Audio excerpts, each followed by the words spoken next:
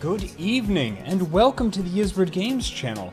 My name is Jacob Burgess. I am your humble host and the community manager for Ysbryd Games. Welcome to the stream, and welcome to our final play of that wonderful, wonderful visual novel and gay dad dating simulator, Dream Daddy. I hope you're doing well tonight. I am doing fantastic. Before we even start, I have a thank you to Hey Lucky Annie, who has subscribed for 3 months. They say 3 months of games with soul. Thank you very much from us at Ysbryd Games. We appreciate the hell out of you being here. We appreciate the hell out of all of you being here. And as always, at the top of the show, a huge shout out to our mods and everybody joining us in chat. Our mods, specifically Sarah Serende, who I see in chat, who is also one of our mods on Discord, does a fantastic job. Everybody here, thank you. I see some new names in chat, and that's great. So in case you may be new or coming to us from somewhere outside, or just are a fan of some of the games that Ysbryd Games publishes, Ysbryd Games is a indie games publisher. We have all of these games published, Yes, let's run the proper tense with that, shall we? We shall. Give me just 1 second. All of these games that you see behind me are games that we have published, our games in our roster. We have 2 games coming out in 2020. You can take a look at some of the games and some of the things we do on our website, which is ysbryd.net. And just very quickly, if you're joining us for the first time on YouTube, I will run through the games. That is Y2K, a postmodern RPG by AC Studios. This is... let's go here. This is Valhalla, a cyberpunk bartender adventure. This here is Masquerada Song and Shadows, which is a top-down RPG and absolutely wonderful. Huge voice cast, absolutely lovely. And then this is She Remembered Caterpillars, which is a puzzle game, a funky punk puzzle game written by a very accomplished author named Cassandra Call. Now, Ysbryd Games does quite a number of things, up to and including taking our games to shows and showing the games that are going to be coming out next year. Or, well, not always next year. Games that we have coming out, games that we have announced. We have a lot of stuff in the background, but the games that we have announced are the sequel to Valhalla, which is called Nirvana, which is another cyberpunk bartender adventure kind of visual novel style, some different systems, but it is the sequel to this game right here, which we have played on Tuesday nights here on our channel, because we do Tuesdays and Thursdays live streaming. It's set in a different city. We are going to it's going to be out next year, and we're going to be showing a demo with new content at PAX West. Along with that, at PAX West, we are going to be showing World of Horror, which is a first-person... difficult to describe. I'm going to say, I mean, it's definitely RPG, it's definitely an adventure. It fits into its kind of own little niche category. The setting is really, really neat. It's set in Japan in the 1980s, and then the Cthulhu mythos attacks, and it's you trying to figure that out. It's heavily inspired by Junji Ito, and is creepy as all hell. It's neat. We actually are going to be doing a lot of really neat stuff that I just want to go over very briefly at PAX before we start the stream and I start chatting with people a little bit. We had quite a few announcements. Announcements generally hit, for those of you that are interested in what Ysbryd Games is doing, announcements usually hit our Discord first, and our stream, and then filter onto social media. So if that's something that you are interested in, if you're interested in what we're doing, hop into our Discord. It's the best way to find out about us, and it's a wonderful, wonderful community. I know I'm incredibly biased because I am the community manager, but seriously, we have a lot of folks with a lot of varied interests talking about all sorts of stuff. Everybody has been very supportive of each other. If there's been troubles and things like that, it's a wonderful, wonderful community, and it reflects what we do at Ysbryd Games, because Ysbryd is actually Welsh for spirit, for soul. Our games, the games that we publish, the games that we want to put into the world, are ones that have soul. Things that kind of we want to stick with you after the credits roll. We actually just finished on Tuesdays. We just finished playing through by Sugaban Games Valhalla in time in preparation for PAX West. Almost like it was planned. It was not planned, but it worked out just the magnifique. So some of the other announcements that we have right now. We are going to be at PAX West. We're going to be in booth 2401 on the 4th floor. You'll actually be able to see us. We're going to be near Square Enix, which is always huge and easy to spot. We're going to be easy to find. We'll have a sky banner, bright yellow booth. You can actually see it in some of the PAX promotional pictures. The PAX, I think the last one was PAX East, and you could like see the Ysbryd Bridge and everything like that. It's super, super neat. We are going to have a lot of our volunteers, our folks from our Discord, our mods. Some of our mods will be at the booth. So if you are involved in the community, if you like what we do, we actually, which is neat for me to be able to bring folks that like what we do, and everybody, it's just, our volunteers are fantastic and we appreciate the hell out of them. And, bringing them in for PAX is one of the least things that we could do for everything that they do for us, and something that we appreciate. So we're going to be showing, like I said, World of Horror and Nirvana. We're going to be hosting...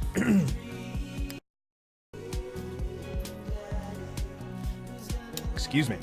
We are going to be hosting a couple of cosplayers as well. So stay on our social media. We're going to have a lot of pictures and things like that. Excuse me.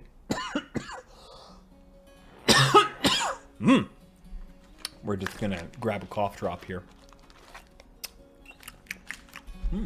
And if you hop into our Discord, you can actually see our cosplayers have been linked. On Twitter, they are... excuse me. Blah, no dying before PAX West. They are Gale_Knight on Twitter, who will be cosplaying as Jill. Glow Circuit, who will be cosplaying as Gil from Valhalla.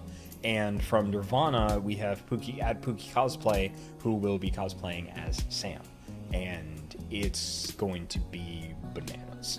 We also have a new pin, which we dropped the image of that on our Discord today. It's in the official pin quest that we put together. But we also understand that not everybody can be at PAX, and we totally get that. FOMO is a real and true thing.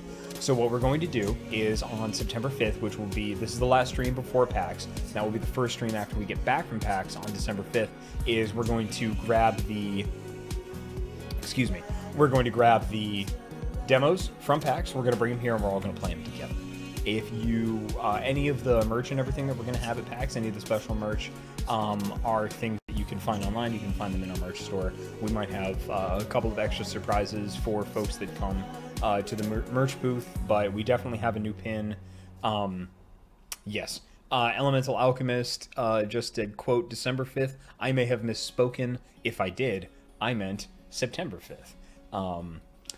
Yes. So now... my disclaimer. This is going to be in some of the stuff that I do outside of Ysbryd. I am a professional voice actor, I'm a games writer, some of the things that I do, but this is Ysbryd time. So anything that you might want to ask me about anything that I do outside of Ysbryd, if you could take those to my personal channels, that would be fantastic, because everything supports each other, but I want to make sure that, this is Ysbryd's time. That is time of the things that I do outside. And I will eventually stop saying that. Probably. Anyway, given that I do, when we play games, I try to bring all of my voice acting skills to bear, all of my training, everything that I've got. But for this week, I have been rather sick. I have my tea, I have my water, I have, I brought my, my special sinus rinse, which is right here. And which I will not do on stream, don't you worry. But I'm going to be taking it a little bit easy tonight. Tonight might be a little bit shorter, but I definitely just want to get through all of the stuff that we do for... I want to get through all the stuff that we do for... that we're going to be doing and giving Dream Daddy, which has been an amazing game from our friends at Game Grumps and Tyler J. Hutchison, the game director. I want to make sure that we get through Robert's thing. So, without further ado... let's get to the game. And let me just scroll back in chat. and make sure I didn't miss anything super important. Oh, and and how could I forget? Solar Exalt in chat, Meredith Gerber, is our social media coordinator and is going to be manning all of the social media accounts during I have a sip of tea. Is going to be manning all the social media accounts during PAX West, and is absolutely fantastic. Little Twin Games is also in chat, who is a friend of mine, and his name is Mike. He does a lot of tabletop writing. He is an amazing teacher, and is silly, stupid excited about World of Warcraft. So, see what we can do about getting you a pin, Mike. Yes, excellent. All right, let's ride. Let's get on with the Dream Daddies. Because Robert was our dark horse, just to kind of fill you in. We finished up our Hugo, who was the teacher dad from last time, and that was lovely. We learned that he is secretly a huge wrestling fan, and Robert has some surprising depth to him. Like, made us sit on our first date and watch all of the credits. Like, I'm resonating very strongly with Robert right now. Craig is our first and true love. That is the true path for me. That is the prime timeline for me for our daddy, Chris Kringle. But Robert's pretty cool. So I'm gonna take it easy on my voice because I have to get through like a weekish show for setup and teardown and everything like that. So because we want to make this stream, we want to make the show as best for you as possible. Also, a very quick note, I'm going slightly over my 10-minute time limit for my preamble that I have tried to set for myself, but oh yes, if you subscribe or give bits or anything like that, we do have affiliate status on Twitch. All of that just goes back into making the community stuff better, so it's just a little extra resources that Ysbryd has and uses, but will only be used for making things better, like, you know, licenses and whatnot. It just is all going to go back into making the community stuff better for all of you. I just want to be very transparent and very clear about that. All right, let's get to Dream Daddy, shall we? All right, nobody's talking with a Scottish accent tonight, unless there's like side characters, and I might do that because it's easy for me. Yeah, all right, let's do it.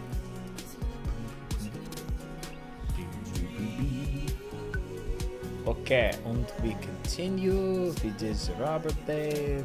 We go to the dad book. Let's load, okay. Welcome. You've got dads. Yeah, if you're gonna be at PAX, please swing on by. I would love to meet you in person. Alright, that's cool. Let's see. Okay, Robert, that's nice. Robert Small. I think there is nothing small about him. He's probably got like a huge eggplant, because that's the thing in this game. Now I'm stuck in it and I can't break out. All right, Robert, take me away. Anyone who tells you that a drink isn't manly has never known heartache. That's fantastic.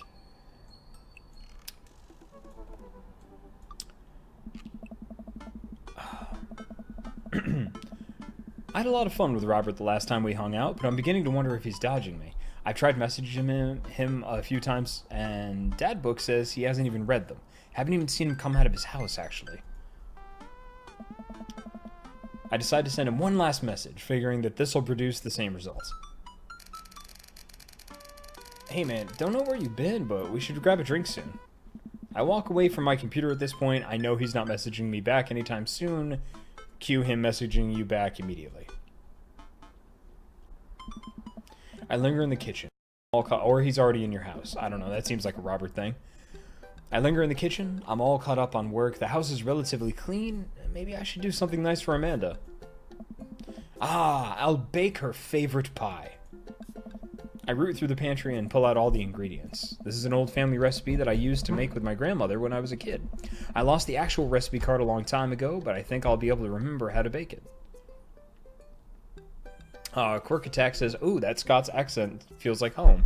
Oh, neat. Oh, somebody watching us from Scotland right now? That's super cool. I start mixing the ingredients together for the crust until I get a nice dough. I throw some cherries into a saucepan to make the filling. Normally, I don't like to multitask in the kitchen, but this cherry pie is a piece of cake. Pie? It's a piece of pie. I'm making a pie. Ah, great. Quirk Attack says, yeah, and you were on point. Fantastic. I generally don't do accents for natives. So that actually means a lot, because usually it's so easy to pick out things being like just a little tweaked or wrong or things like that, unless you've lived there or spent some time there and whatnot. I've taken a vacation there for like a week, and then I've had like training and dialect coach, but it's good to hear that it was spot on. Thank you. Insidious Pie says, a piece of pie, you say? We do say. We do say indeed. Ah, man, I can never remember what temperature you're supposed to set the oven at. I'm pretty sure it's 375, but I could be wrong. I generally do my pie at 350. I generally bake my pie at 350. Verbs are important. Who am I kidding? I'm never wrong when it comes to this pie. My special twist on my grandma's recipe includes a secret ingredient that not even Amanda knows about. It really makes the cherries extra flavorful. Please don't just be a jar of maraschino cherries. Please, please, please don't. Please don't. Please be like brandy? Please? God, why can't I remember what the secret ingredient is? Oh, that's lovely. I mean, I'm gonna go with almond extract.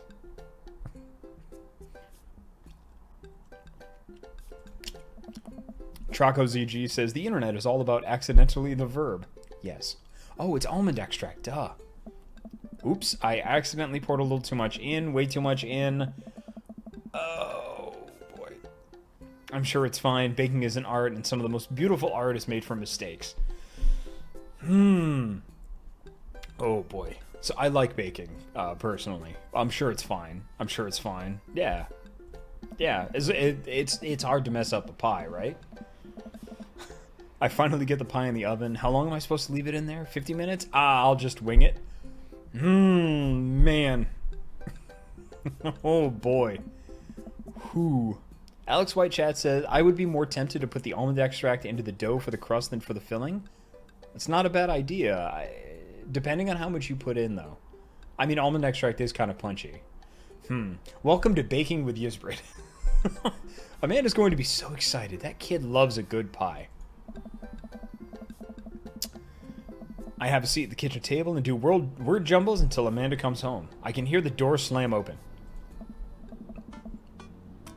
Yo, Pops, what smells like pie in here? It's pie, sweetie. Amanda darts over to the oven and looks inside. Yes. Hey, it's not done. Be patient. What's your angle here? What? Huh? Pies are an objective-based confection. What are you trying to get out of me?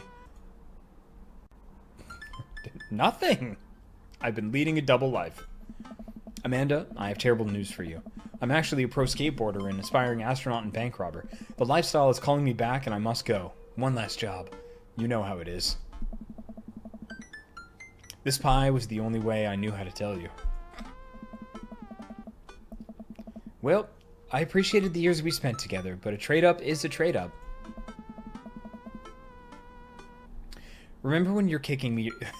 Remember me when you're kicking your feet up in Ibiza. Thanks for all the pie. We share a cordial handshake. I wait a few more minutes before taking the pie out of the oven. I set it on a rack to cool and guard it so Amanda doesn't dig into it before it's ready. I mean, there is something to be said for pie right out of the oven. It's good to let it set. It's good to let it cool. But, like, if you have a slice before it cools, like, it's not terrible. Huh? What? Does it look kind of weird to you? Oh, that's just me taking artistic license on what cherry pie means to me emotionally. I'm just saying this because, you know, it seems like you might have baked this pie incorrectly.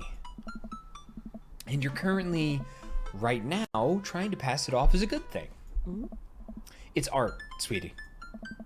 Was it art when you accidentally baked a whole uncracked egg into the center of my 12th birthday cake?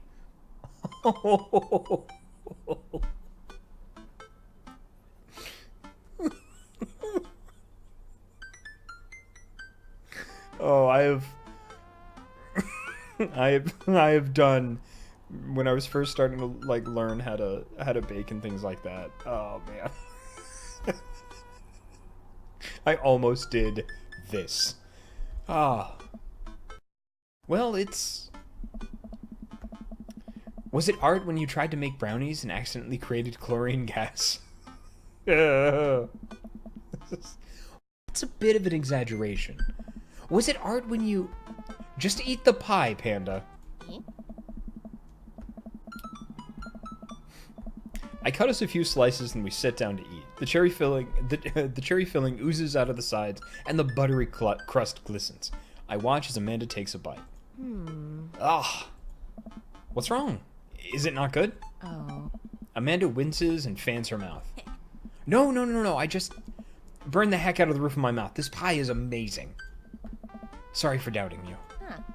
I breathe a sigh of relief and take a bite. She's right. The pie is pretty incredible, as it always is. I'm really proud of you for making a pie without burning the new house down. I got a few dad tricks up my dad's sleeve. Yeah. Maybe fathers aren't as bumbling and stupid as the media makes us out to be. Maybe we as a society should have a little more respect for fathers as a whole. What? Dad, your sleeve is on fire. I run to the sink and put myself out. Pride will be my undoing. Huh. Amanda and I clean up in the kitchen and play a little more living room hoops before she retreats to her room to do homework. I go back to my word jumbles. Hey, this one spells cat. Icarus.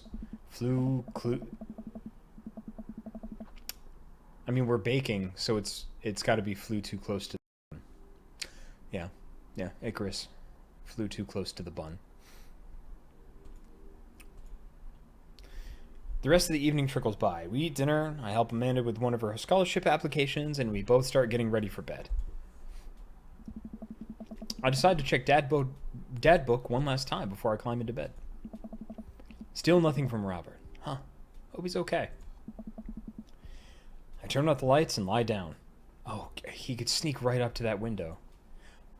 I don't trust Robert to, like, respect boundaries. Hey, Chris, hey, Chris. Hey, I'm outside. Come outside. Huh? What is that? I was just on the verge of falling asleep. I climb out of bed and try to identify the source of the dinging. My computer screen illuminates the dark room. I walk over to it, ready to turn it off, when I notice what's happening on screen. Come outside. Don't make me honk. I will honk. Get out of here. I could do a little better than that for Robert. Get out of here. Get out of here. Yeah, that's not bad. That's not bad. All right. We're gonna drop Robert down a little bit. He's gonna sound like Gil from Valhalla. Gil doesn't have a voice in Valhalla. That's just the voice that I was doing for Gil on our Valhalla run. I look out my window, and sure enough, there's Robert leaning up against his pickup truck in the driveway. And in an amazing segue... Oh, nope. Never mind. I read that wrong thing out of the corner of my eye. Forget my amazing segue. I thought our mod, Robert Merlot, was here, and I was going to say, in an amazing segue, a shout out to our Rob, Modder Merlot, Robert Merlot. But they're not here. So I just made all this awkward. Good job, Jacob. Awesome. I've got a fever, and the only cure is more Dream Daddy.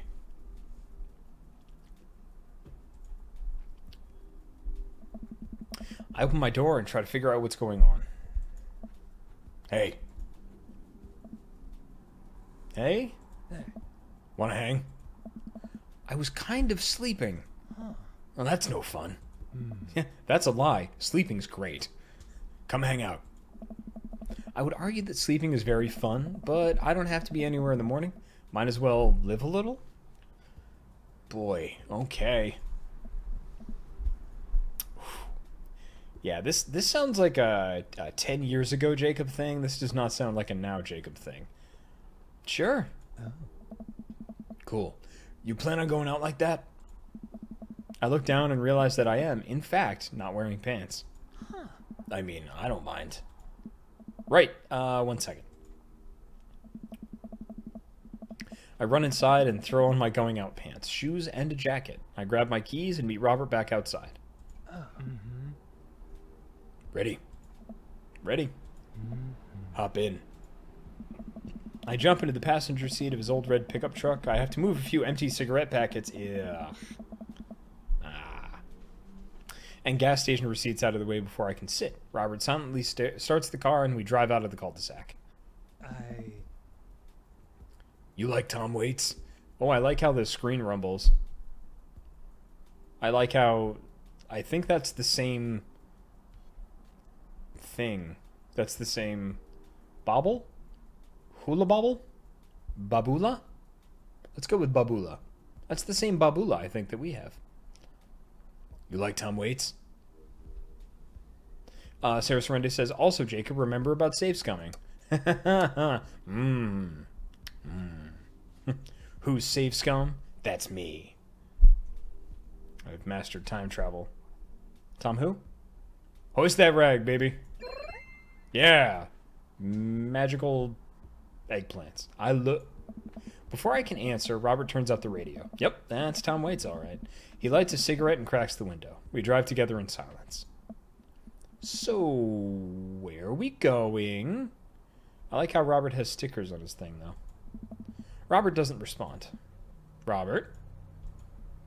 Oh, I heard you. He still doesn't answer my question. I look out the window and notice that Robert's taking us to the highway. I twiddle my thumbs.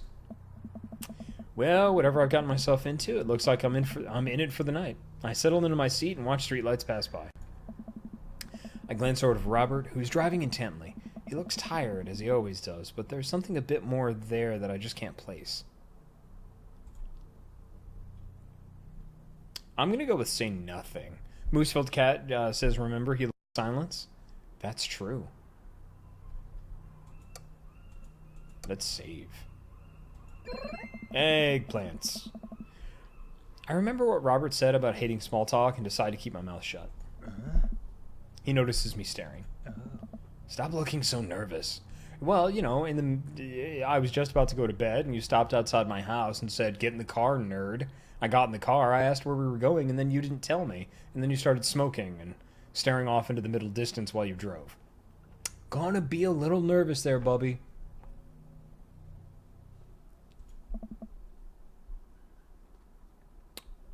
I'm not nervous. I'm a little nervous. Oh. Just hang on, we're almost there. Almost where? I have no idea where we are. I think we're moving at a slight incline, but I'm not so sure. We eventually come to a stop. Robert gets out of the car, and I sit for a second, unsure if he wants me to get out too. What are you waiting for? I hastily exit the car. Robert sits on the bed of his truck and pats the space next to him. Now that's cool. Nice. Nice. Nice. Alright, alright. Not bad, not bad, not bad. Nice little make-out point you got there. It'd be a shame if something... I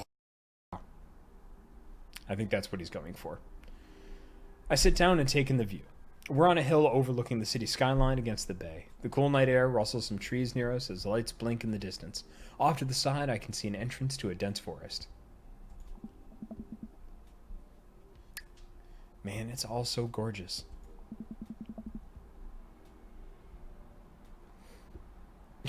This is where I come to masturbate. What? Huh. What's wrong with you? Hey. This is my little spot where I come to think. It's nice. Huh. You can see the whole city from up here. Really gives you some perspective. Robert reaches behind him and pulls something out from under his jacket. It glints in the moonlight, and I suddenly realize what it is. A flask?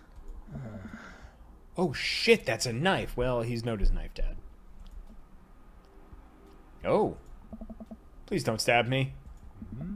Robert reaches into his pocket and pulls out a small piece of wood. Please don't stab me with that either. Hey. Robert takes the knife to the piece of wood and starts carving at it. Oh, I breathe a very audible sigh of relief as Robert looks at me sideways. Did you think I was going to stab you just now? What? No. Hate to break it to you, but I did, in fact, bring you out here to harvest your organs.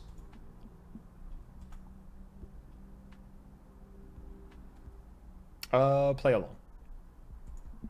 Yeah, well, you think you caught me in your trap, but I knew. For years, I've been putting the most vile junk food in my body in preparation for this day. Come at me, friend, and reap what you will. Hey. 2 steps ahead of you at all times. That's how I operate. Ha! Nothing gets past you, huh? Oh. Robert reaches into his pocket and pulls out a folding knife that he opens and hands to me. I'm gonna warn you, the last guy I had a knife fight with lost 3 fingers because he didn't know the 8 basic rules of knife fighting. You're familiar, correct? I honestly can't tell when you're kidding. I'm so many levels of irony deep that I've forgotten what humor is.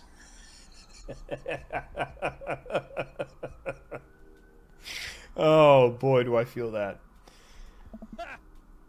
He and I laugh. Have you ever whittled before? Considering I'm not a grandpa, no.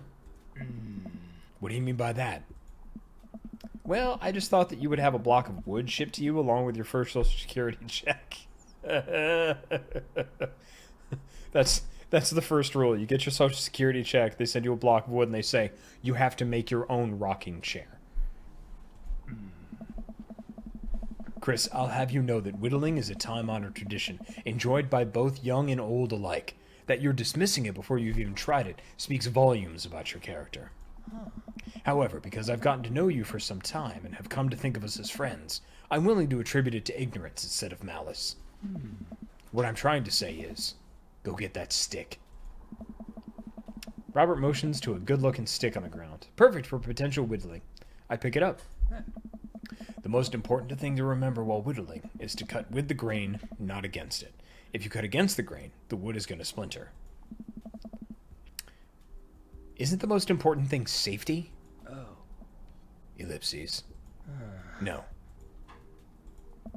Getting hurt comes with the territory. Look at my damn hands. I look at his damn hands. They're calloused and covered in little white scars. They are very nice hands. Oh. You can't make a stick omelet without breaking a few hand eggs.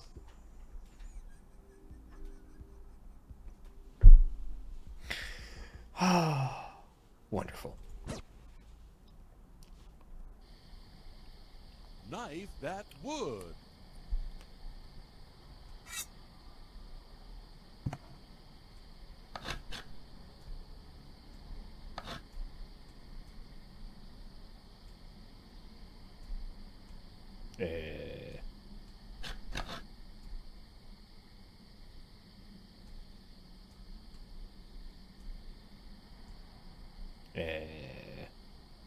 Am I making pencil? I make pencil. Yes, we make a pencil. I make a pencil. That's a good start. What is it?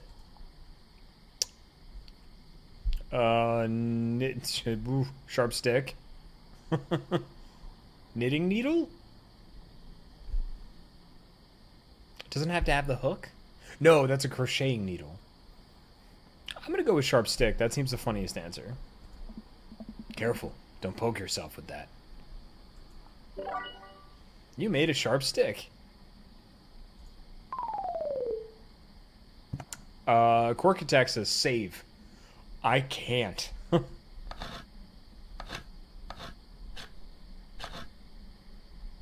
Well, that seems dirty. Tell me about this one. I mean, popsicle stick. Tongue depressor. Tongue depressor. I should put that in my first aid kit. Never know when you might need one. You made a tongue depressor. I love crafting in games.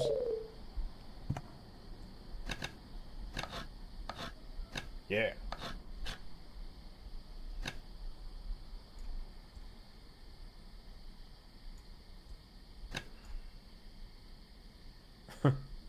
What's the story here? Something to make me look tougher. It's working. I think you could take me in a fight. Probably. You made tough guy accessory. This is neat. Yeah.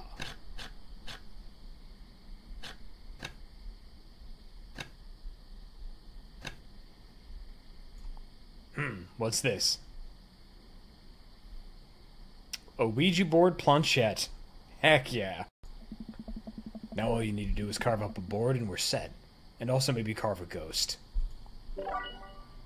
You made a Ouija board planchette. Yeah.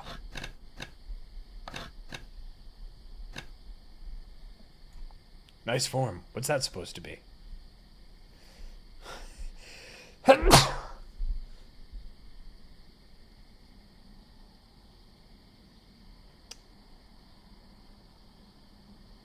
We're good. Traco ZG says Luigi board.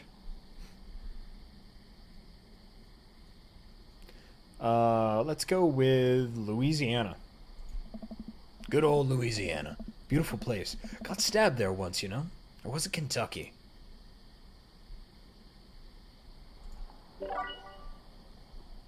You made a Louisiana. This is nice. I could do this for quite some time. They really capture the nature of whittling. Interesting. What do we have here? Chopstick, lefty. It's a stick. You made a chopstick, lefty. I did. Ooh, that's a big block right there. What are you? What are you? That's a tentacle.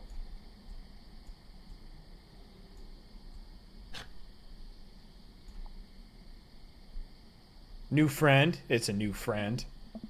He's beautiful. I'm happy for you. You made a new friend. Neat. Oh, this is really nice.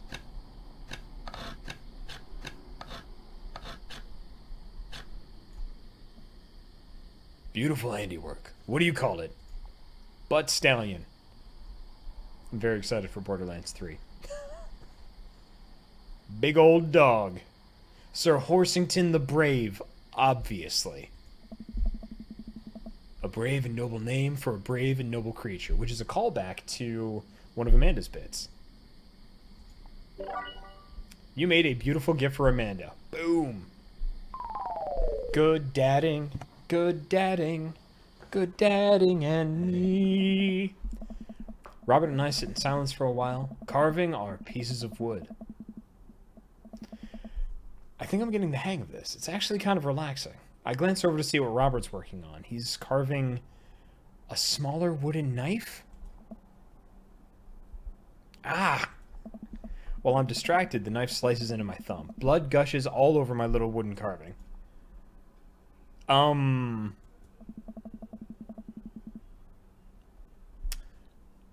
Robert is lost in carving and doesn't notice me bleeding everywhere. Robert still doesn't notice. Robert, I'm dying. I'm bleeding to death. Robert finally looks over. He reaches into his jacket again. Jesus, how much stuff does this guy keep in there? He pulls out a red bandana. He wraps it around my thumb. Hold tight. He hops off the truck and I can hear him rummaging around in his car. He comes back a moment later with a well-stocked first aid kit. Robert carefully wipes all the blood off my hand and swipes a bit of antiseptic onto the cut. With surprising gentleness, he places a bit of gauze in the wound and wraps it all up. I don't know. You okay? Yeah, I'm good. He hands me what's left of the tube of antiseptic. Oh? Make sure to keep that cut clean. It's oddly touching and a little sexy. I guess I'm a real whittler now. Oh? That you are. Be careful, though. They're attracted to the smell of blood. Wait, what? What's attracted to the smell of blood? Cryptids. Tons of them out here, you know. Cryptids? Like Mothman and stuff? Mothman is bullshit, but yeah, this town's a hotbed for cryptozoological occurrences. Oh, he's gonna get along great with Amanda. You're joking. Oh, how I wish I were. I'm a skeptic myself, or at least I thought I was. There are things in these woods that we can't possibly comprehend. I think about my entire time in this city. Aside from the occasional stray coyote, I don't think it's too bad.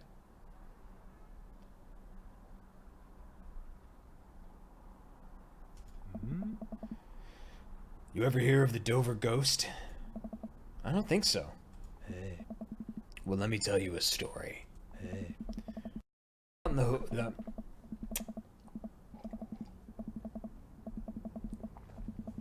I was out in the woods here on a weekend camping trip with Betsy. You don't know Betsy, but she's a big pup. Pit bull. Real intimidating. I feel safe around her. First night goes without incident. I get some solitude, Betsy gets to pee wherever she wants, all good stuff. Second day, I get the idea into my head that I can hike deeper into the woods. Probably against my better judgment, but hey, we're just having a fun camping trip, right? So me and Betsy start marching in the morning.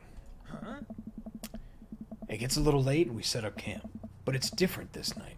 Real quiet. I can't hear the birds, the crickets, squirrels, nothing. Dead silent. Then it happens. I hear the most unholy growl I've ever heard in my life. Right outside my tent. Me and Betsy, we go to investigate. We look around the clearing, nobody's there.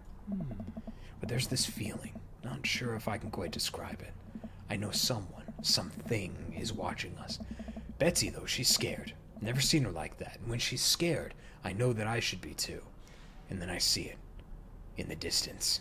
A man, but if something that didn't know what a man was supposed to look like made it. It just looked wrong. Big. Arms too long for its body. Black eyes. It just stood there and stared at me. Then, it disappears. I hear one yelp from Betsy and I turn around to check on her, but she's gone. Into thin air. I didn't sleep at all in my tent that night, and I don't think I've slept right since.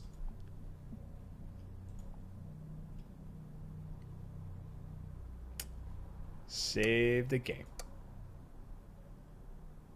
That's terrible. Wow, Robert. Hey. I'm so sorry.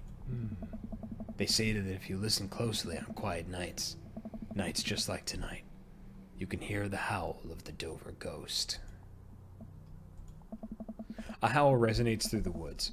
It doesn't sound like a regular howl. It's so guttural. Even from far away, something about it makes my skin crawl. Really? Okay, Robert, real funny. I turn to look at Robert. He's white as a sheet. You're messing with me, right? Really? I was messing with you up until literally just now. I totally made that camping story up.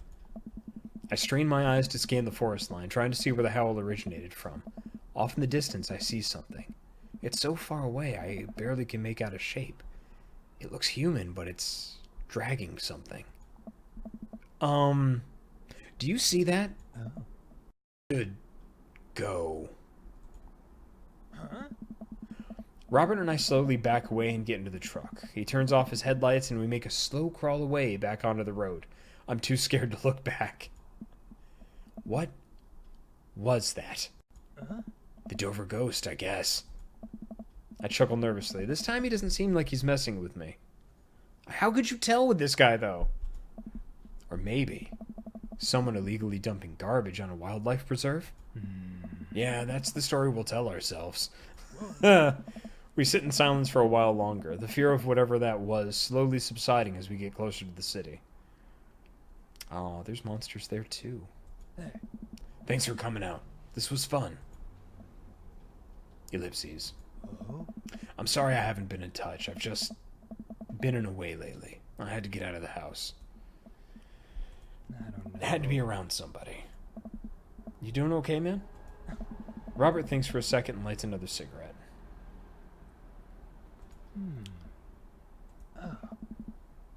Been doing a lot of thinking. Sarah Sorrente says, "Oh yeah, in this section there are wrong answers. Got it." He takes a long drag. As I get older, I feel more and more that I'm just drowning in this sea of regret. I was so busy chasing after these things that I thought would make me happy that I didn't think about anyone else. All I cared about was myself. I didn't even think... Hey. Robert stops. I wait for him to finish his thought, but he just stares at the road. Maybe I'm just built like this.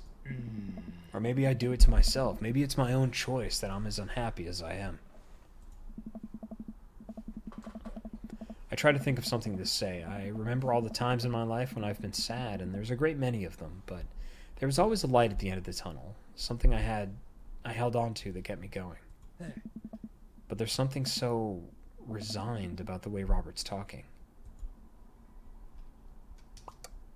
Saved a game.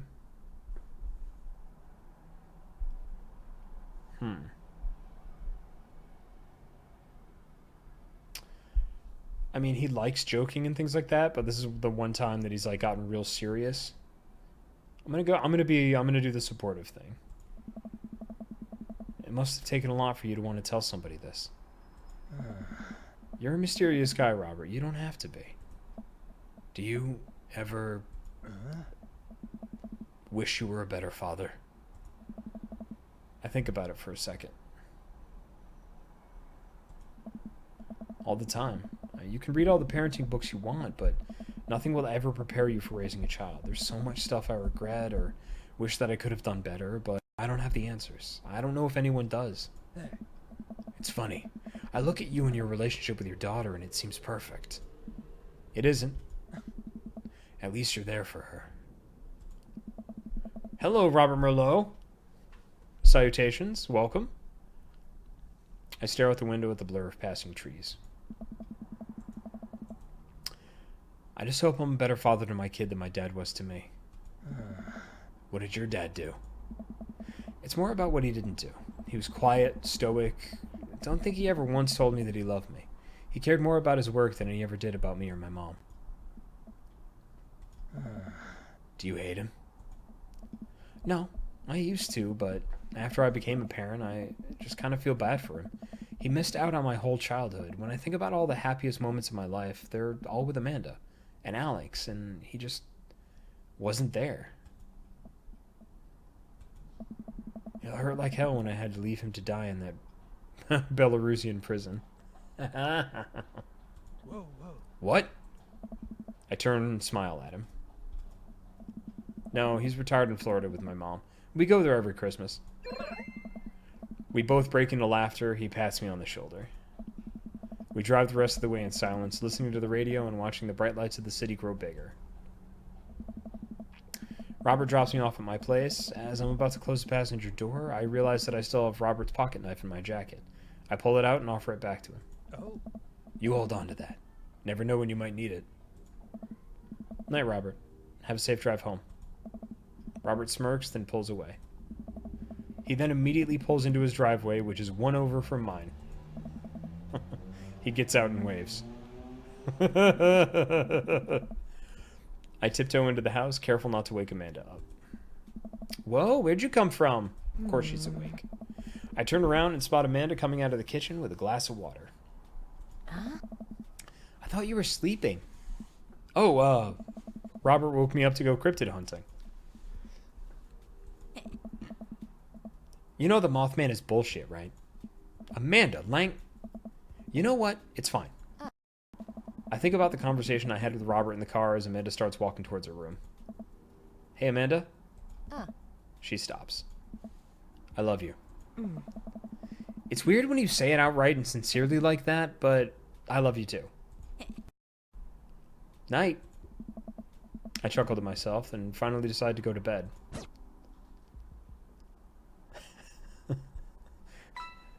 I love you, my daughter. You're weird, Dad. Yes. All right. I may be bad. Boom. You made me glad. Click to continue. Heck yeah, Knife Dad. Welcome. You've got dads. I do have dads. Anything else showing up? Okay, we did all these in a different playthrough. Alright, excellent. Whew. All right. Let's go with Robert again. Yep. We'll save and continue. I'm good with that. Thank you very much, game, for reminding me to save. Sarah Serende read my mind. I think actually I do want to break first. I'm gonna need to get myself some more tea. Get another cough drop in me. Yes. So how about we all embiggen? We all embiggen. Everybody, pretend Rita Repulsa cast a spell on you and go fight the Power Rangers. Yes, so I'm gonna go get some more tea and things like that, and then we'll come back and we'll play a little bit more Dream Dad. And by a little bit more, I mean definitely finish Robert through, because this is going to be the last Dream Daddy stream, and we will decide at a later date in our Discord and on social media. We shall decide what game we all want to play next. So far, a lot of folks in our Discord have been making noise about Night in the Woods, so that's on the docket, and we'll all figure it out together. So hop in our Discord or on our social media or here in chat and let us know. But for now, we're going to take a 5 to 10 minute break before we go on our third date with Robert. All right. Yes, we'll see you in 5 to 10 minutes for more Dream Daddy. New break time graphic. Go.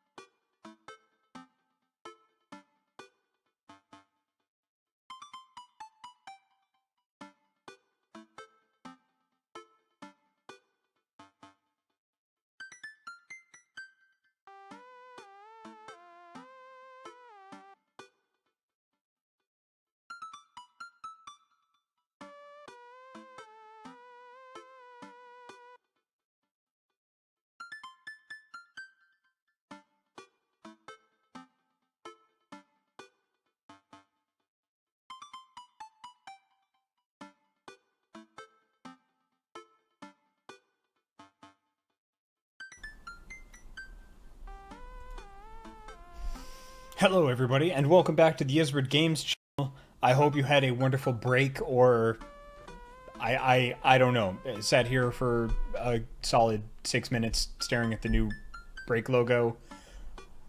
You do whatever you want. You live your life. I have I have fresh tea and an incredible hankering to go on a third date with Robert. So, this is the Ysbryd Games channel. We're a fantastic indie games publisher. You're fantastic for being here. Let's finish up this fantastic game.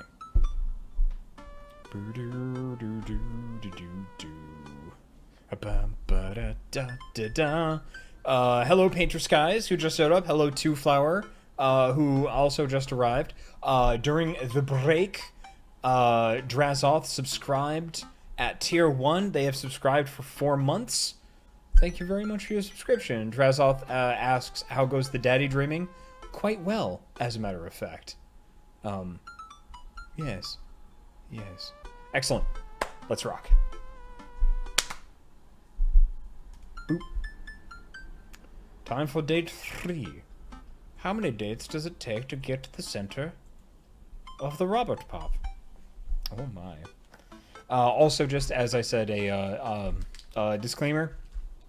I'm rocking a bit of a fever right now. I am doing all of the self-care that I possibly can, but there was no way in hell I was missing the last Dream Daddy stream before we are on our PAX break. So I'm gonna pop this delicious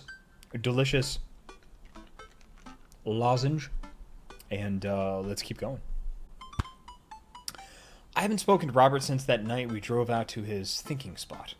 He seemed unusually somber then. Like, more so than the usual amount of somber that Robert is, which is already a lot.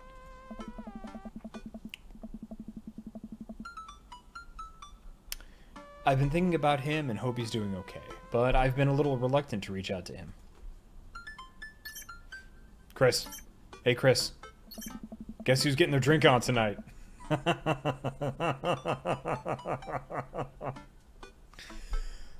Alright, so, full disclosure, me personally, in my personal life, I have done all of the stuff that Robert has done to Chris this evening. I have done it to other people. I resonate on a very deep level with Robert. Oh, man. It's just don't actually ever do those things to somebody that you don't know well. I take a look at my dad book messages. There's a flurry of them from Robert. Yes, it's you, but also me, but mostly you.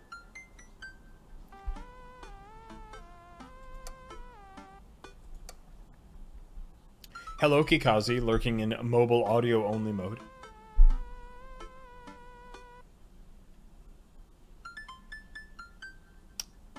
Yeah, dude.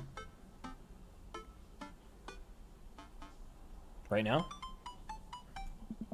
I type back to Robert. I can't right now. Rain check. Ooh. Not now. Later. Seriously? Advance notice? Yeah. 8 p.m.? Jimmy Kim's? Sure, man. Not that I'm unappreciative, but I think this is the first time that Robert's given me more than an hour's warning before hanging out.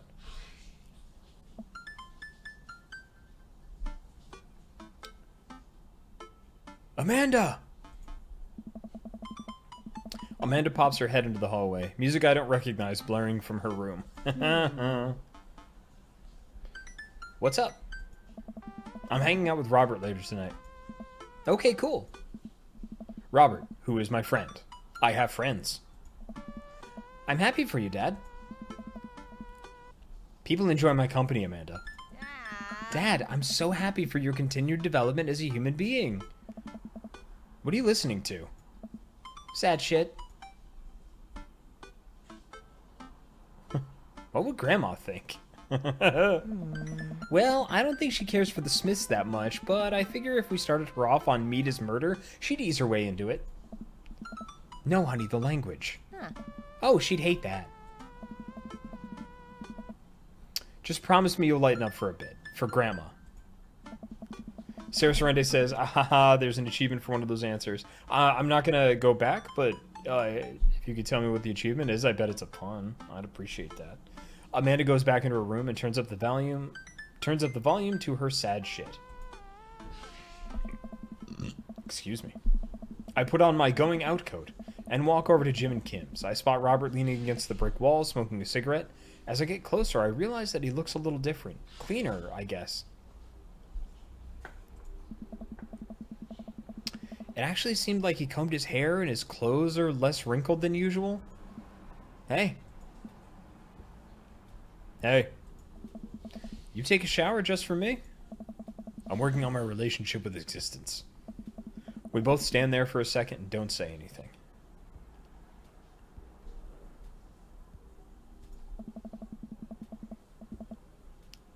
Robert finishes his cigarette and abruptly goes inside. I follow him. By the time I get inside, Robert's already at the bar ordering 2 whiskeys.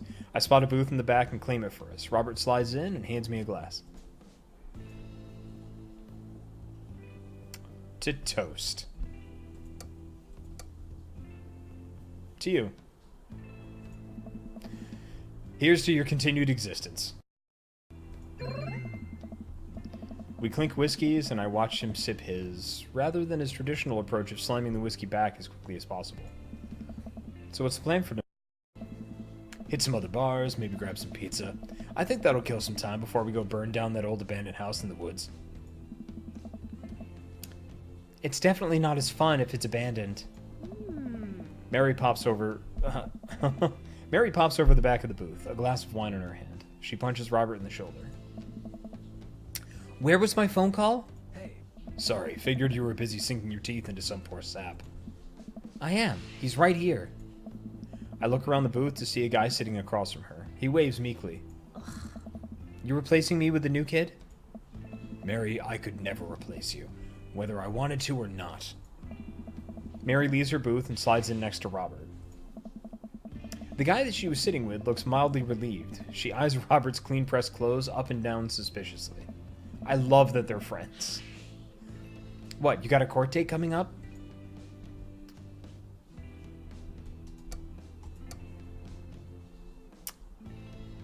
He does.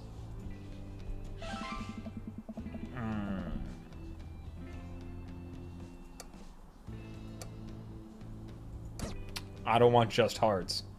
I want them hearts and eggplants. I'm gonna go with he looks handsome. I think he cleans up nicely. Oh my god. Nope. Not that one.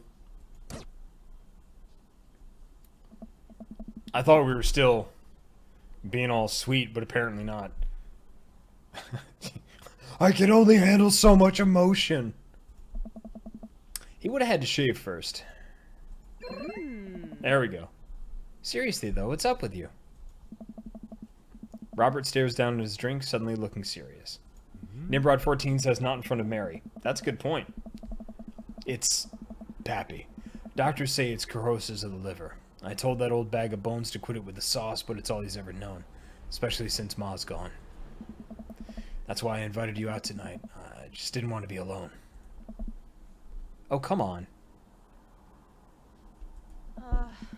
Chris, don't be an asshole. You know the one thing Robert doesn't joke around about is his pappy.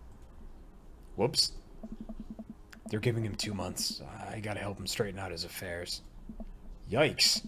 Robert, I'm so sorry. Robert takes a long look at his whiskey, eyeing it in the dim glow of the bar's lights.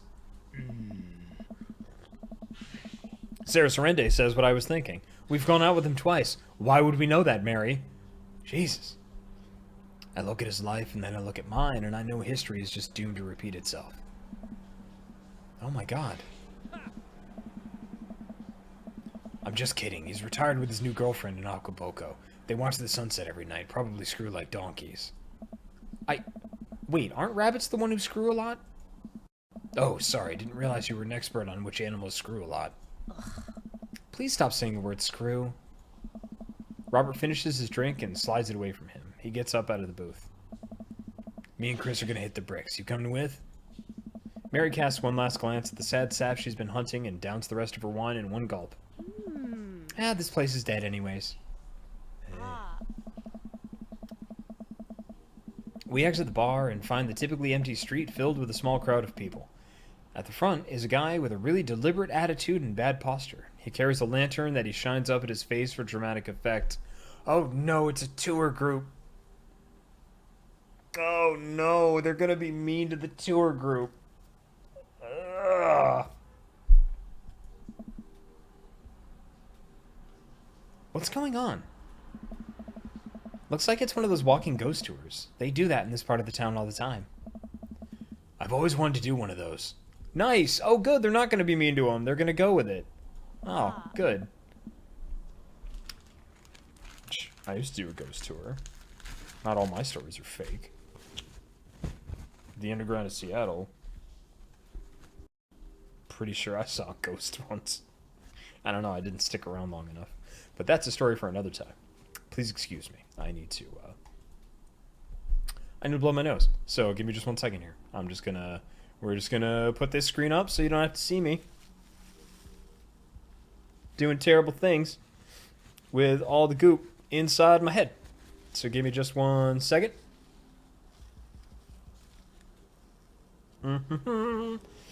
Getting out the goop, excavating the schnoz. Because I'm uncomfortable, because I have a fever. And I didn't mute the mic. Boop.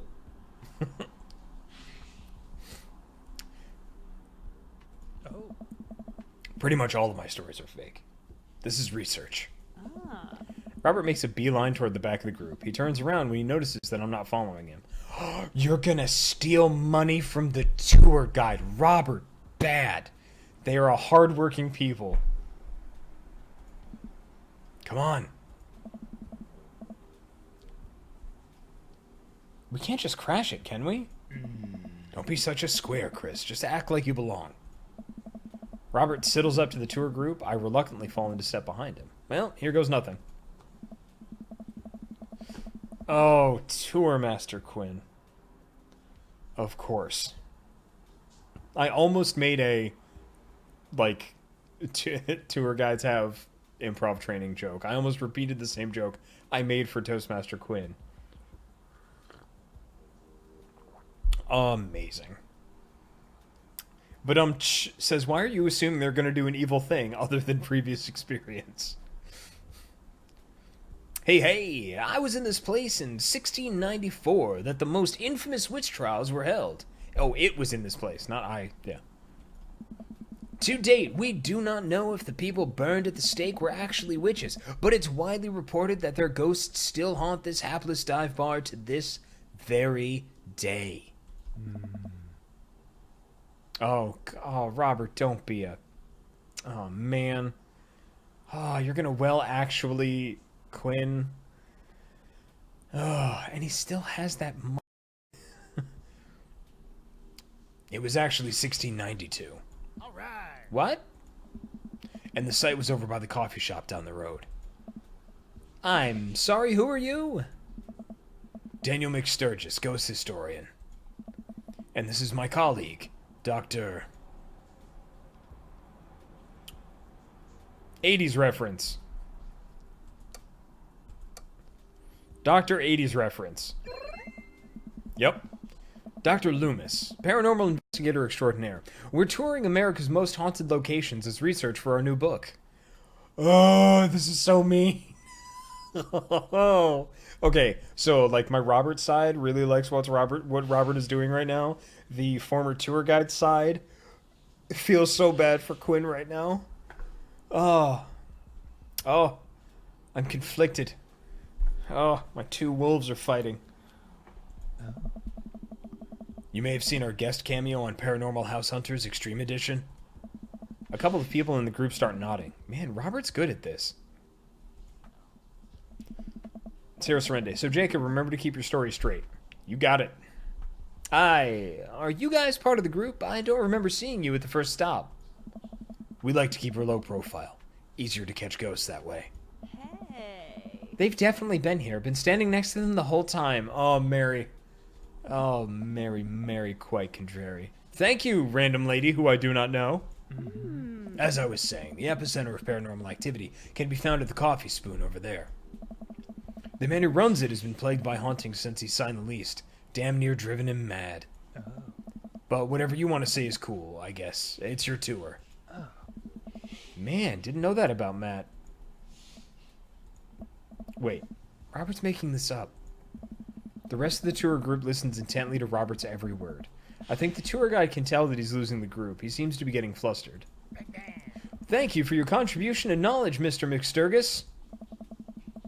Let's move on to the next haunted location. Robert, Mary, and I follow the group down the street. That tour guide's shirt is cool. Yeah, everyone in the group gets one if we make it to the final location. I turn to Robert and grab him by the shoulders. I need that t-shirt. Well, guess we're in this for the long haul then. Just follow my lead. Don't arouse too much suspicion, and we'll have cool ghost shirts in no time. Hey! Our group arrives in an old, decrepit, colonial-style house. A quick pause in the tour. My name's Quinn, but most people on the Ghost Tour circuit call me Tour Master Quinn. I'm a DJ, trivia master, and part-time actor.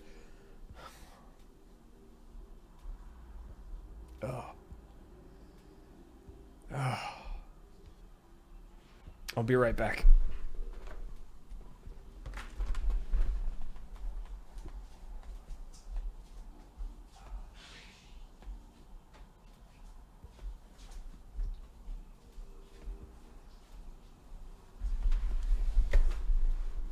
I mean, the game's calling me out like this, so I might as well dress the part.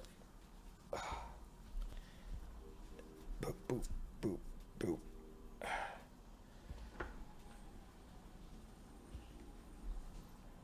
There we go. There, we'll just do that.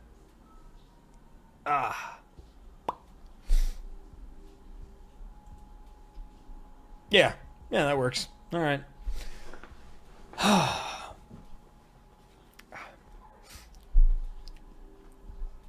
I'll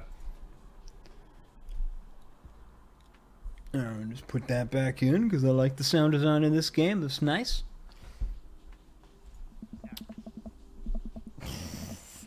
I do private ghost hunting events, birthday parties, MC bar mitzvahs, and perform traditional vaudevillian mime work. Tour Master Quinn gives out headshots to all of us. His resume is on the back. This hurts me. Stage combat experience.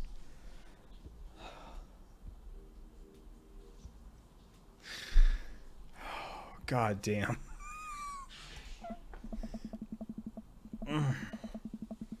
Anyway, there's a little bit of history for you all. This was the home of noted American author Dorothy Pembridge, whose prose was wildly popular in the late 19th century.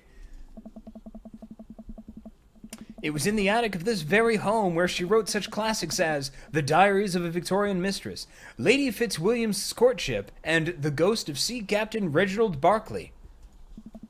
She unfortunately died of consumption shortly after the turn of the century, but several people have reported that on some nights you can see a light from the attic, where the ghost of Miss Pembridge continues work on her latest bestseller. I guess you could say that she was consumed by her work. Sad Master Quinn. No reaction from the crowd. This guy needs to work on his dad jokes. Actually, consumption is the popular cover-up. Little known fact is that this is a murder-suicide. I'm pretty sure she died of consumption. Sure. And we definitely didn't hire Stanley Kubrick to elaborately fake the moon landing. That's the watered-down, censored version they teach you in school. But if you can't handle the real story, I understand. It's not for the faint of heart. Can we... I think everyone would much rather hear what this world-renowned ghost hunter historian has to say. Right, everybody? The group murmurs in agreement. This is a topic we cover extensively in our book. Dr. Loomis, would you care to tell this story? Hey!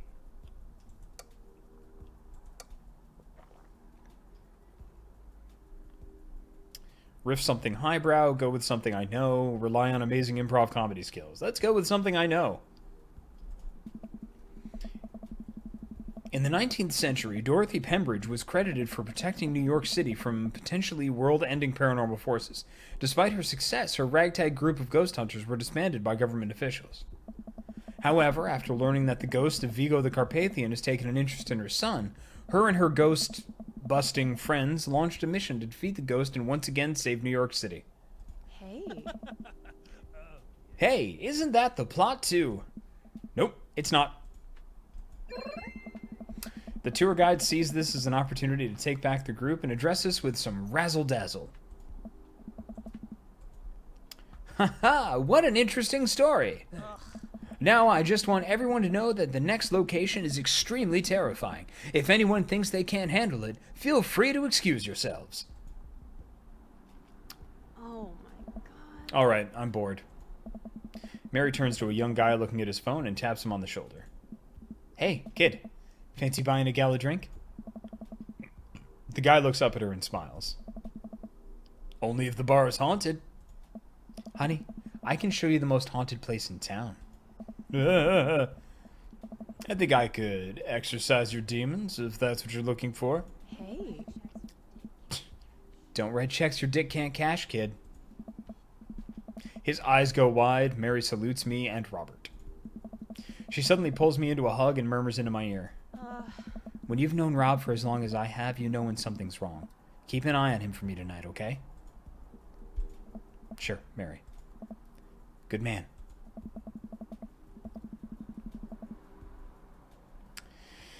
Mary pats me on the back and pulls away. She takes the guy's hand and leads him down the street. Hey. Take it sleazy, fellas. Ugh. Gross, Mary. God help that poor soul. Shh. Quiet. Phone. Mary or the kid?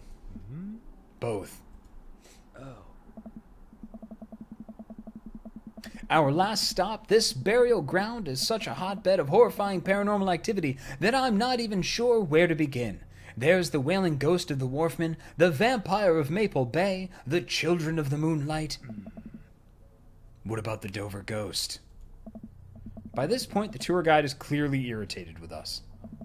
What about it? Oh, nothing. I just think it would be a crime to come all the way out to the cemetery, the actual origin of one of New England's most notorious paranormal entities, and not even mention the infamous Dover ghost. That's not a real thing. That is absolutely not a real thing. I think someone needs to brush up on their paranormal history. I know tons about paranormal history. I know every ghost story in this area. I can guarantee there's one you don't know. Robert looks over at me and smiles. Would you folks care to hear the tale of how Loomis and I met? No! The entire group shushes the tour guide. I am so sorry. Okay, fine. Tell the story. Well, it was a dark and stormy night.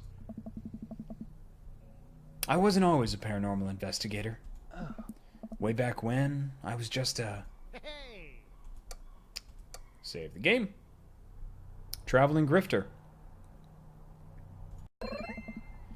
Moving from town to town, always looking for my next mark.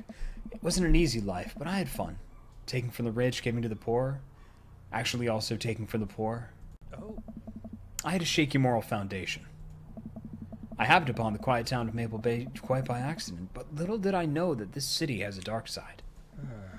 Now, about the same time, I was just starting out as an apprentice to a rather famous ghost hunter who was an old family friend of mine.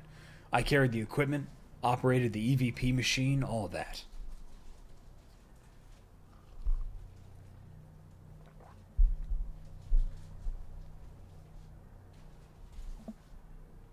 Wait.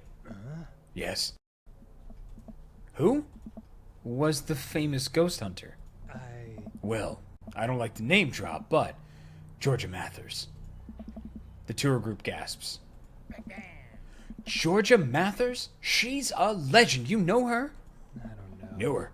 Amazing woman. Died mysteriously. Miss you, Georgie. Anyway, we were in Maple Bay investigating some reports of strange lights and sounds coming from the cemetery late at night. Now, we had been warned by the old crypt keeper that this place was highly dangerous, but Georgia was never one to shy away from an adventure. We camped out in the center of the cemetery for 3 nights straight. We endured your so-called wailing watchman. Wailing ghost of the wharfman. Whatever. Your stupid vampire was just a teenager in a mask. But the Dover ghost, man. Tell him, Loomis. Oh. So there I was, just walking back to my hotel after a long day of working a couple short cons. Classic pigeon drop scam. Putting out feelers for a rip deal. I was going to steal a baby, probably. Would have made me rich. I found myself walking past this very cemetery. Now, I was never a very superstitious man, but something seemed off. I could hear some sort of commotion happening deep within the graveyard, and I felt compelled to investigate.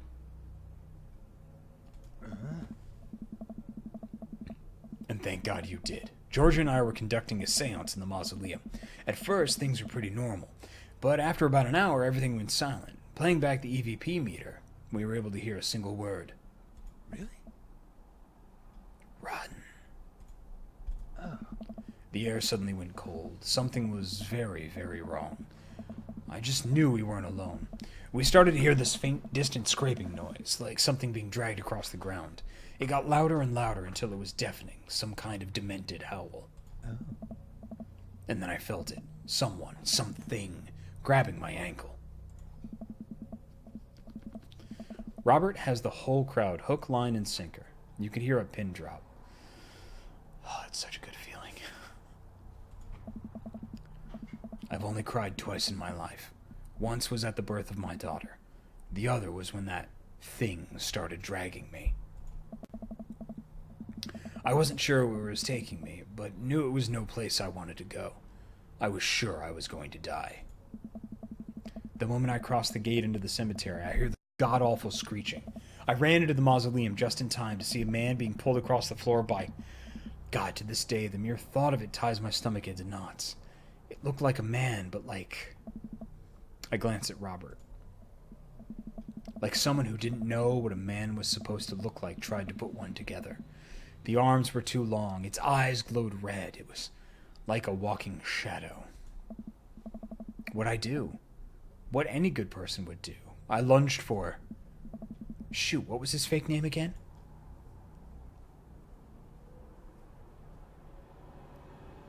Oh no!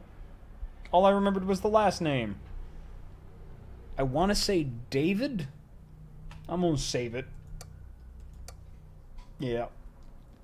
Sarah Sorende says, fair, save, or I can tell you. Please tell me. You can just tell me. That's fine.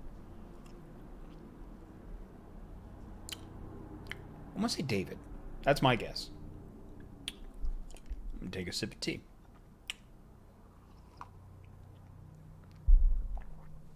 Alex Whitechack says, David? I'm on David. I'm on... I'm gonna go with David. Let's go with David. David. Daniel. Dang.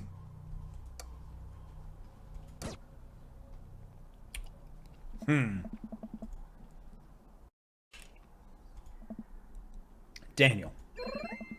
Eggplants. I grabbed his hand and entered into a tug of war with the unholiest of forces. I thought I was going to be torn in half. But I had God on my side. The pocket Bible on me fell out of my shirt pocket, and to this day I can remember what passage it opened up to. Austin 3:16. Oh, I want to answer that. Okay, I'm going to save it.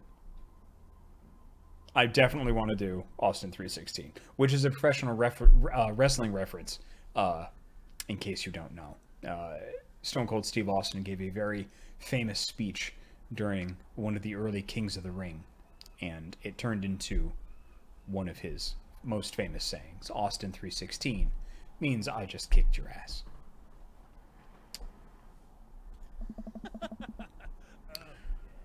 Robert stifles a laugh behind his hand. With a horrifying growl, the entity finally relented. Daniel and I collapsed into the ground exhausted. We were both covered in blood.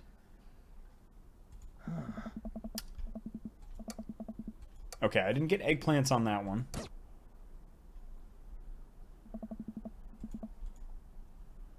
Alright, let's see. I went to Catholic school. Let's see if I can remember this. No, it's not Ecclesiastes. Is it Leviticus?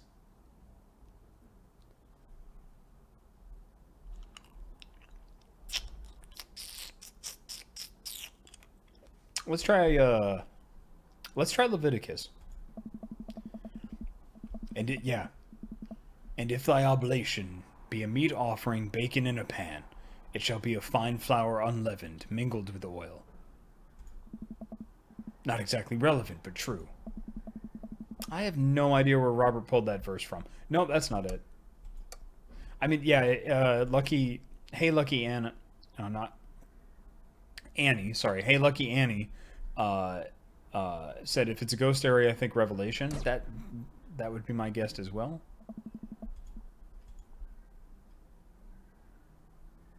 Alex Whitechat says it's I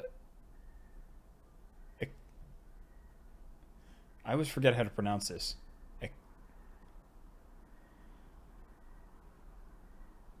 Ecclesiastes. Boop. Then shall the dust return to the earth as it was, and the spirit shall return unto God who gave it. I have no idea where Robert pulled that verse from. Eggplants. With a horrifying growl, the entity finally relented. Daniel and I collapsed onto the ground exhausted. We were both covered in blood. Oh? The damn creature clawed into my chest, got me real good. Had to get 16 stitches. Robert pulls down the collar of his shirt to reveal a long, wicked scar across his pecs. And that's how I got this scar. Oh. I followed Georgia Mathers to the end of the earth. We faced exorcisms, demons, poltergeists that threw our equipment across the room, but I had never seen Georgia so scared. She was never the same after that, and neither was I. Watching what happened to Daniel and Georgia shook my faith, but I came out of that experience a better man and a better friend. And we've been brothers ever since. The tour group gives us a round of applause as Robert and I share an emotional hug. As he embraces me, I can smell the cologne on his neck. Wow, Robert does clean up good.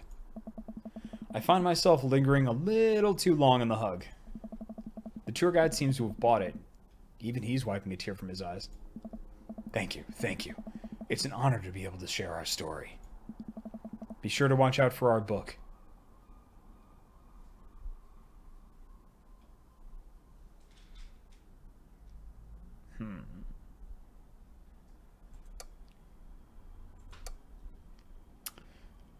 I know Paranormal Excursions of the Supernatural, Ysbryd Ghost Truckers would be the best tie-in, but I Saw a Demon, the shocking true story of seeing a demon. Robert has to suppress a laugh on that one. Well, I think you both definitely earned your t-shirts. The tour guide hands us the coveted t-shirts. Then he slips us both his business card and leans in close. If you guys are ever in need of a professional actor, balloon animal artist, Elvis impersonator, or nude model, please don't hesitate to contact me. Hi. You got it, buddy. After a couple of tourists take selfies with us, we split away from the group and walk home. That was incredible. I really can't believe they bought all that. I didn't know you had it in you, Chris. Excuse me, Dr. Loomis. That bit about the pocket Bible was aces, although giving the Dover ghost glowing red eyes was a little cliche. And the Kubrick conspiracy theory bit wasn't? All part of the character. Well, we got the shirts out of it. We arrive in front of Robert's house. Want to have a drink?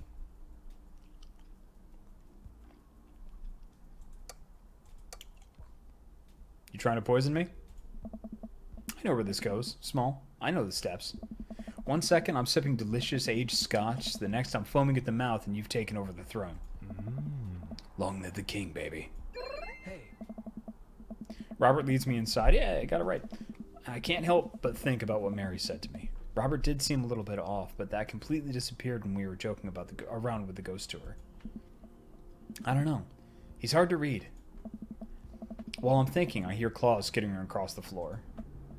Oh God, it's his pit bull. I'm about to be torn to shreds. I shut my eyes tight and brace for impact. Betsy, hey, be nice. I don't feel anything but tiny paws scratching at my shoes. I open my eyes. Ah, it's the dumb dog. Betsy? Robert's dog jumps away from me, running around in circles and sniffing Robert's legs. He pats her on the head.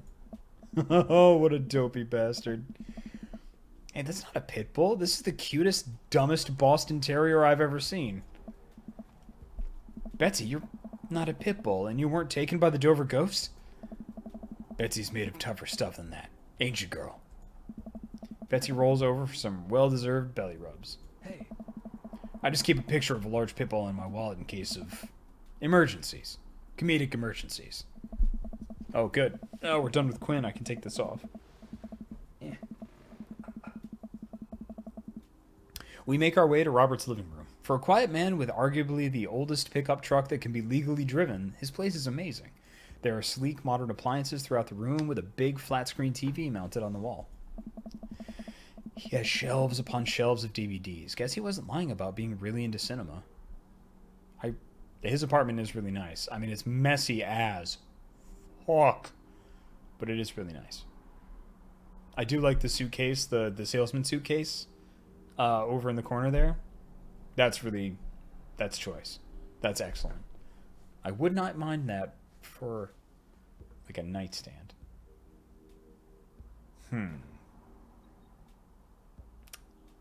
Right.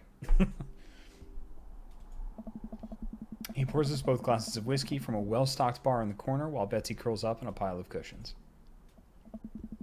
So, how did you really get that scar? And don't tell me you got it for fishing for Alaska king crabs in the Bering Sea or something. You trained me too well. Robert laughs and takes a sip of his drink. Oh. My daughter and I were riding our bikes. I hit a rock, flew over the handlebars, and then we went to the hospital. And that's it. Hey. Not a very interesting story. I've never heard you talk about your daughter. Well, I have one. Oh. That's her. He points at a picture on the wall of a very serious little girl with dark eyes. Yep, that's definitely Robert's daughter. How old is she? 25, 26? Not too sure. Oh, buddy. Does she live around here? Uh-huh. No. Val lives back home in Brooklyn. He's from New York.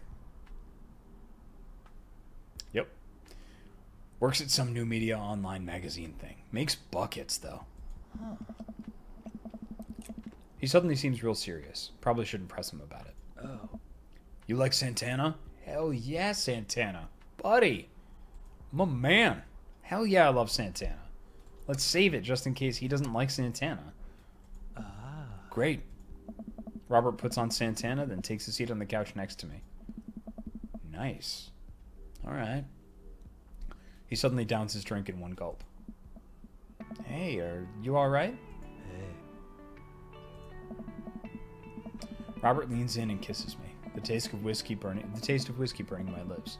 I'm surprised at first, but slowly relax into his arms. He pulls away slightly, his lips barely brushing against my mouth.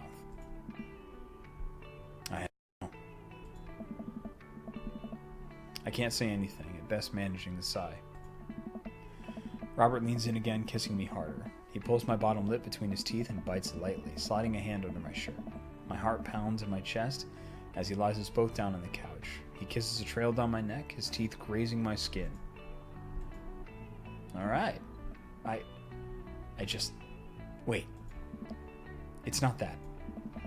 Robert bites down and I have to stifle a moan. Stop. Robert stiffens up and pulls away. I don't know. No biting? No. I'm more than okay with that. Something's up. Robert runs a hand through his hair and looks away. I'm fine. I've just been kind of stressed out. Tired. Not a big deal.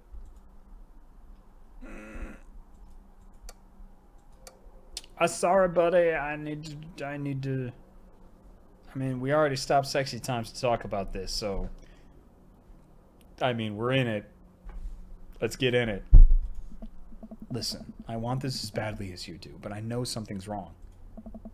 I need to make sure that you're okay. Robert stares at the ground. Oh. You don't know me that well, Chris. I'm not a good person. He takes a deep breath. I spent my whole life only taking and taking and taking, and now here I am, an old, broken man sitting atop a pile of everything I've ever taken. Alone. But I want to know you. You don't have to keep hiding behind fake stories and acting like you don't have feelings. It's... He sighs heavily. It's Val. She's visiting tomorrow. She wants to patch things up. Oh, that's huge, buddy. Are you... I'm sorry, but is this a bit... No. When was the last time you saw her? 3, 4, I think. Months? Years. I sit up straight. Jesus, Robert, what happened between you two? I don't want to talk about it. Robert and I sit in silence, neither of us wanting to look at each other. Both of us unsure of what to do next. Ooh. Fine. Thanks. I like just like, I hate silence. Now he hates silence. Things were already bad between us. I cared about her. I always did. Things just got in the way. And before I knew it, she was leaving for college, wanting nothing to do with me. Marilyn and I moved out here to settle down. We thought it would help to get away from all the distractions, all the money, the drinking. But temptation gets to you. I tried to be better, but I just couldn't. And then the accident changed everything. I think every day about how she must have died hating me. I never became the better man that she wanted me to be. Oh, Jesus. But when she always me. Ah, there's the feelings. Ooh. Hey, feelings. What's up? Gonna hang out? Yeah? Cool. Please don't poop on the car. Oh, no, you pooped on the carpet. Okay, well. I guess this is just where we're sitting here. Feelings? Just seeing your poop. Alright. Thanks, buddy.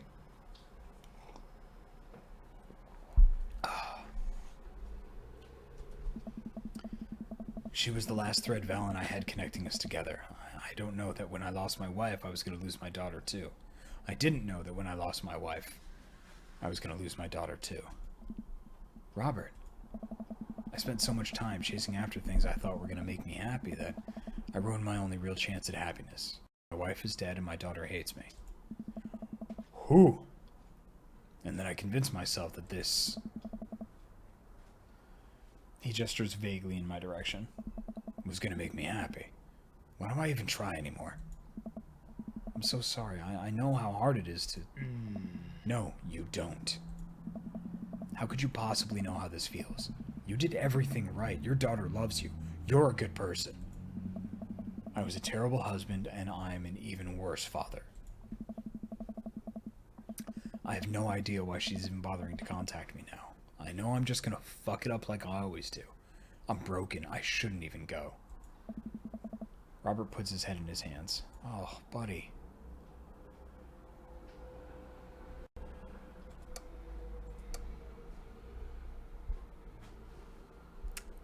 Tell him what he needs to hear.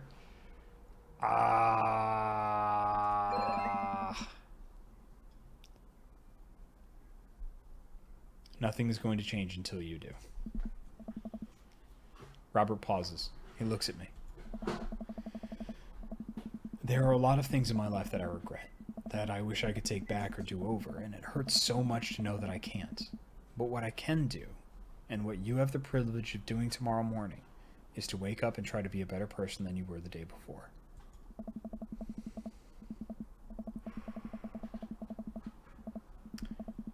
Things are going to fix themselves tomorrow, or the next day, and patching things up with that isn't going to solve all your problems either. But nothing is going to change if you don't, and you can't love anyone else until you stop hating yourself. Oh.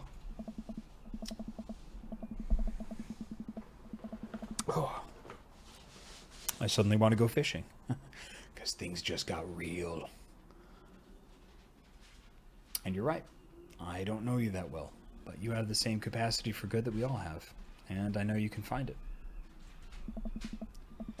Val is giving you a chance. Don't waste it.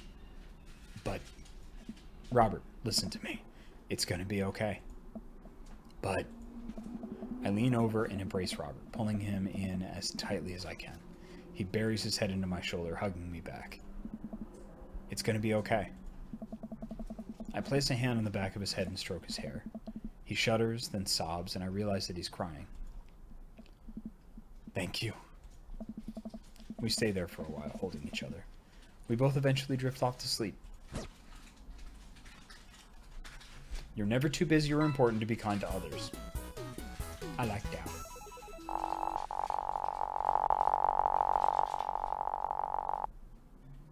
Boom. Where'd my pants go? Knife Dad, S rank. Safe scumming. Ooh, boy.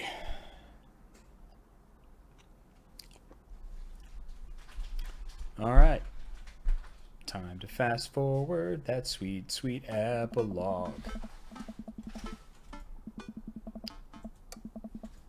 Saved a game.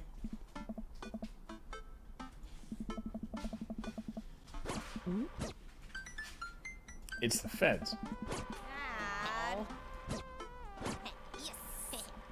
DVD box set. Everybody here. First mac and cheese.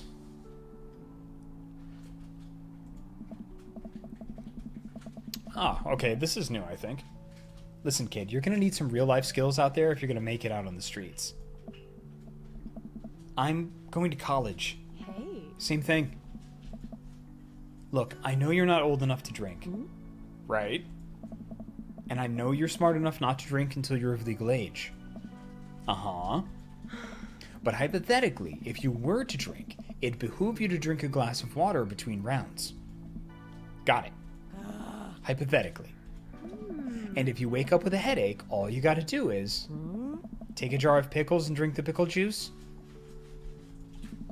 You're gonna be fine. What's going on here?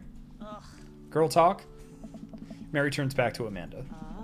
Now let me tell you how to deal with a bad roommate. First thing to know, if you get straight A's... First thing to know, you get straight A's if they die during the semester. Mary! Relax, it's a myth. Supposedly. Against my better judgment, I leave them be. Huh, I don't think I recognize that girl by the snack table. I should go say hello. Yo, is that Robert's kid? Yeah, it is. Look at her all swarthy. She pretty. Dang. That's definitely Robert's kid, though. Hi, I don't think we've met.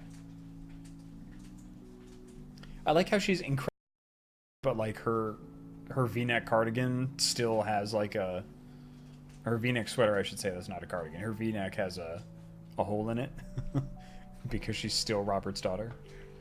Hi, I don't think we've met. Oh, we've met years ago. And I'm here for my revenge. I don't know what this accent is, but that's just what came out. So we're gonna stick with it. You're Robert's kid, aren't you? Spot on. I guess that makes you Chris, huh? Yeah, it's nice to meet you. I'm glad Robert brought you along. He promised there would be free food, so that's kind of hard to pass up. And look, I don't know you, but can I get real with you for a sec? My old man's a real close to poke, you know? Me and him, we got a long way to go. You don't erase decades of neglect in a week, but you sure can get but you sure can get tired of staying angry about it. That kind of bitterness, it poisons you, I think. I'm too young for that. And apparently too wise, like, damn. Anyway, lately he's been better. A lot better. And between him shaving for once and how much he talks about you, I get the feeling you have something to do with it. So, thanks. Robert means a lot to me. I'm glad he's getting better. Just keep an eye on him when I'm not around, okay? Or else. What? I'm kidding. Or am I? I don't know why I'm like this. Oh, mwah. I think it runs in the family. Amanda trots up to the conversation. Hey, I love your necklace. And your hair. And just, geez, your whole vibe is cool. Thanks. I like your jacket. My girlfriend collects pins too. Oh, this is my daughter Amanda. Amanda, this is Robert's daughter, Val. Nice meeting you. I heard you're a photographer? Huh. Aspiring photographer. I'm going to school for it. You take pictures?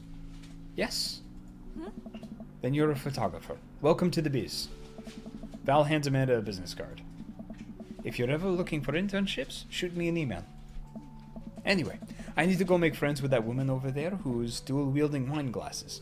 Catch you later. Val walks away. She's so cool. She gave me her business card. She touched my hand. Congrats, you just networked for the first time. I'm a regular business lady now. Quarterly projections, stock market, synergy. While you're making a fortune as a businesswoman, I gotta keep this party going. Catch you around, Pops. And we did that. Hey. Oh, goodbye, Craig. I love you. Pew pew. Yes.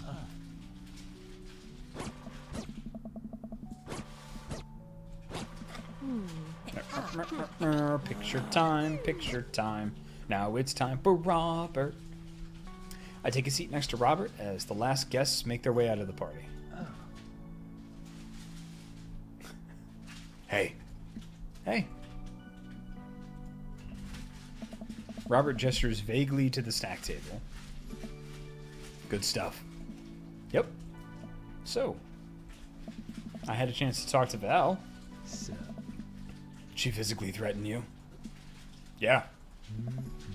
That's my girl. She said you've been doing better. Trying to work on the vices. I also showered today. Oh, he's got a little sweat drop. Oh. Robert, you big softy made of knives. We sit in silence for a moment. You know, every day for me is a battle against my own self-destructive habits. But lately, it's gotten a little easier. Thanks for talking some sense into me. It's hard to get things through my thick skull sometimes, but what you said that night has actually helped. I'm glad. I like you, Chris. I like you a lot. I haven't felt this way about someone in a long time. I lean in and kiss him for a moment before he pulls away. He takes my hand in his. Hi. You're special to me. But I have some stuff I need to work on, emotionally, before I can get into anything romantic with you. You deserve better than who I am right now. I need to be on my own for a bit, figure some things out. Of course. I think what you need right now is a friend, and I'm very happy to be that for you. Oh. Oh, man. Thank you. That means a lot to me. And if you're ever ready for more than that, you know where to find me. Let's hunt ghosts sometime. I would love that. I put my head on his shoulder, and we watch the sun slowly dip below the horizon together. It's very mature, disappointing a little bit, but very mature. Satisfying in its own way, not in the way that I was hoping for. I like it, though. I like it a lot. And we have watched these many times. And now we fast forward because I want that sexy picture. There's the sexy picture of the sexy man. Show me the sexy picture. Yes, that is the sexy man, but you know the one I'm talking about. Show me this. Show me the picture. Yes. Show me the picture. This is a good picture. Oh, he whittled his dog in the back of the pickup truck with a single leaf here. It's very nice. Yeah, that's really cool.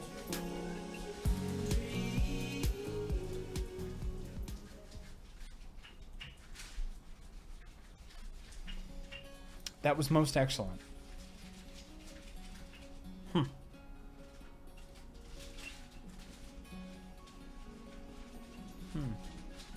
I like that a lot. Alright, my friends. So, we come to the end of another game. That is the end of 2 games in 1 week. And we come to the end of our stream.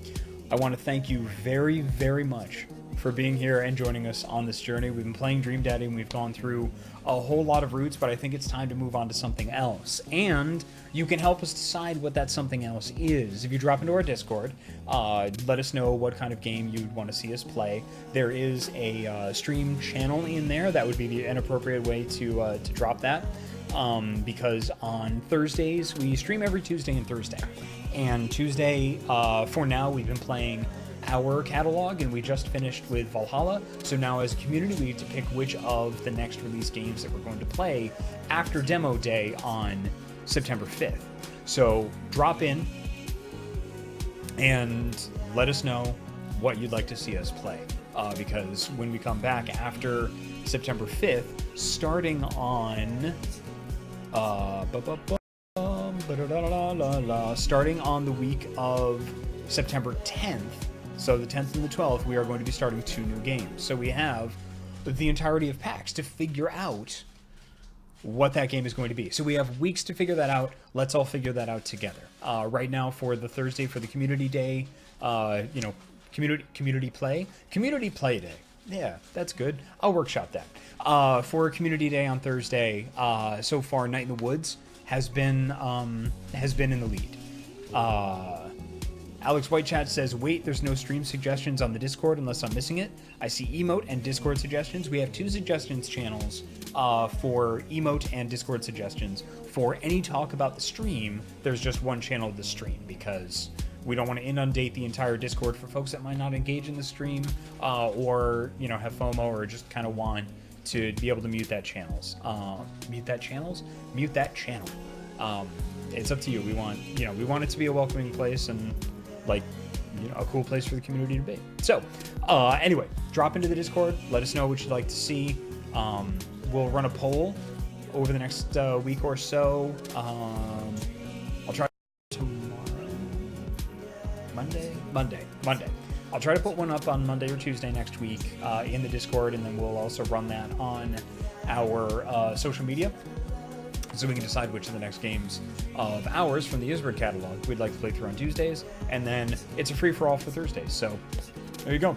Like I said, Night in the Woods is the one that I've been hearing, but if you have any other suggestions, things that'd be kind of in the Ysbryd style, things that just we'd like to see and play together as a community, let us know. I'm up for anything. I mean, heck, I'm not a horror boy, but we started with Resident Evil 2, so let me know. And, maybe start percolating. October is coming up, so if there is a spoopy game that you'd like to see me play during October, as far as I'm concerned, Halloween is the entire month of October, so let us know. All right, I'm still feeling under the weather. PAX is next week.